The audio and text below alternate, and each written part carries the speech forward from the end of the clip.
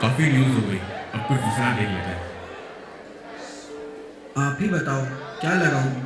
World cup चालू है, वही स्पोर्ट्स चैनल लगा दे। आज देखते हैं किसका मैच है। अरे आज तो पड़ोसी के साथ मैच है, ये लोग आज भी हार जाएंगे हमसे। पिछले 7 साल में वर्ल्ड कप में जीत नहीं पाए, अब 8वीं बार में क्या ही जीत लेंगे।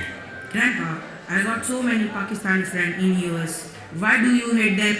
बेटा, वो तुम्हें समझाना थोड़ा मुश्किल है। This Cold War or tussle is way older than even me. This war history is more than 75 years old, which all started when we got independence from Britishers, and Bharat was divided into two different parts, two different nations, India and Pakistan. Then why so much hate for each other? क्योंकि उन्होंने हम पर और हमारे लोगों पर आक्रमण और आतंकवादी हमले किए। पापा पापा, आपको याद है जब मैं पहली बार यूएस के लिए निकल रहा था अपनी आगे की पढ़ाई के लिए, तब क्या हुआ था? क्या हुआ था बेटा, अब उम्र हो गई है, इतनी जल्दी याद नहीं आता कुछ। तुम भी आओ। You listen to this incident which I was a part of. क्या तुम वो 26/11 वाले हमलों की तो बात नहीं कर रहे हो ना, जब हम तुम्हें शाम को एयरपोर्ट छोड़ाए थे? हाँ वही।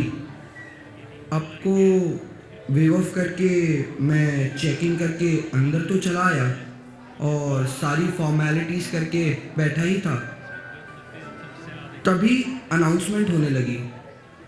एक एक करके सारी फ्लाइट कैंसिल होने लगी और कुछ देर बाद अनाउंस हुआ कि सारी फ्लाइट 2-3-4 दिन के लिए कैंसिल है।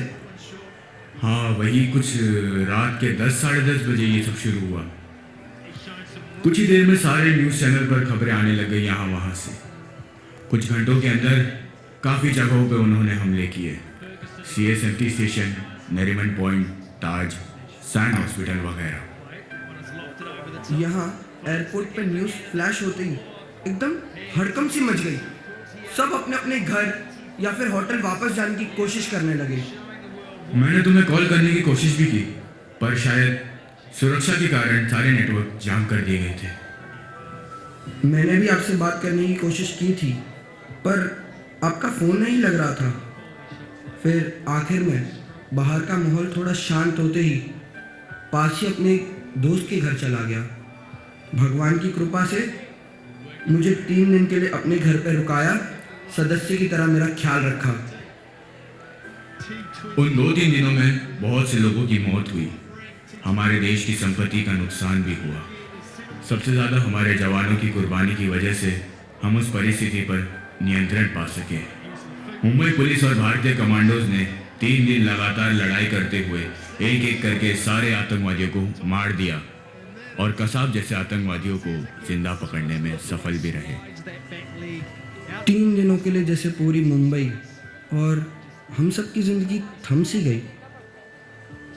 आज भी उन दिनों को याद करता हूँ तो खून खौलता है। कभी तुरंत ही नहीं, पर धीरे धीरे करके देश के दुश्मनों को एक एक करके हमने खत्म करना शुरू कर दिया।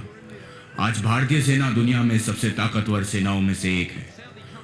हमारे सैनिकों जैसे हमारे खिलाड़ी भी कुछ कम नहीं।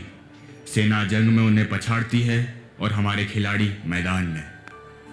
यही तो हमारी खासियत है। सिद्ध बेटा, ये बात कभी मत भूलना कि हम उसी देश के वासी हैं जिसने दुनिया को सहनशीलता के साथ साथ अपने हक और अस्तित्व के लिए लड़ना सिखाया।